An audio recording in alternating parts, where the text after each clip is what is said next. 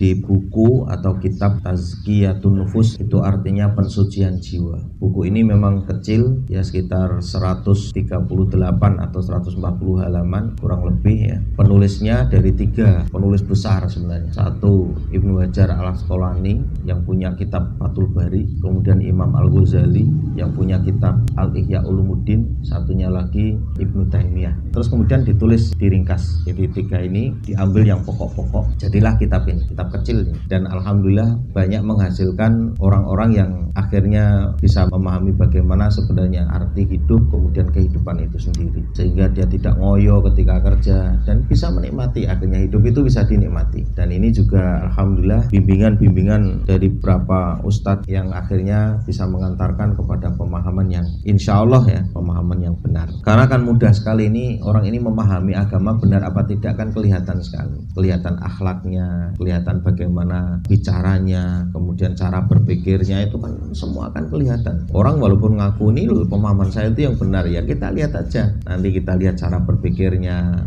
memahaminya seperti apa, akhlaknya bagaimana, kan nggak bisa dihapusi, itu bagian dari pemahaman dia. Kalau pemahamannya itu kemudian ternyata akhlaknya juga tidak baik dengan orang, kalau anak kepada orang tua, kemudian kalau sebagai seorang suami kepada istri, istri kepada suami, ya berarti pemahamannya keliru gitu. Saya pernah juga disebut sesat oleh orang, ustadz juga, Ahmad tuh sesat itu pemahamannya. Komentar dia gitu, karena dia menafikan ikhtiar. Jadi katanya saya itu tidak perlu ikhtiar, sesat katanya. Orang yang menyesatkan saya ini hutangnya banyak. Lah saya aneh toh. Lho gue nyesat ke saya dari sisi tawakal, tapi kamu kok hutangnya banyak. Nah, ini kan aneh. Harusnya kalau kamu tuh menyesatkan saya, kamu bener tidak punya hutang, bahkan sedekahnya bagus, itu baru. Ya nggak begitu kan. Jadi aneh. Kalau saya melihat karena dia mungkin tidak tahu persis apa yang kita lakukan. Jadi menganggapnya ikhtiar itu ya seperti apa yang dipahami oleh orang-orang umum itu.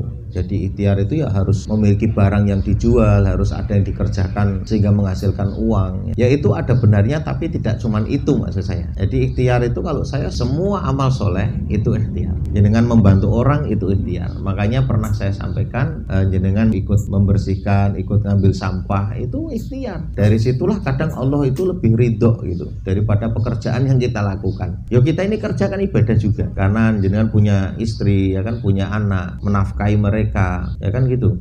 Itu kan ibadah, tapi itu ada gajinya karena jenengan kerja, terikat MOU. Ada yang tidak terikat MOU. Ada temennya lagi disuruh beli spidol, tahu-tahu macet. Nah, karena macet terus minta tolong, jenengan menolong. Itu adalah bagian daripada ikhtiar. Dan itu kadang-kadang Allah lebih ridho kita nanti cara berpikirnya seperti itu. Di satu sisi kita ibadah mencari nafkah, dapat pahala, kemudian menolong temannya dalam kesulitan, itu juga bagian daripada ikhtiar. Terus bagi teman-teman yang kerja kemudian dapat musibah, di antaranya nggak enak, meriang, apakah tidak bisa di situ melakukan ikhtiar dalam keadaan dapat musibah? Bisa juga. Dengan cara apa? Ya memberi nasihat orang, kemudian mungkin membantu sedikit istri di rumah, apalah gitu. Itu juga ikhtiar dan itu akan dibayar oleh Allah, dan kadang bayarannya juga besar.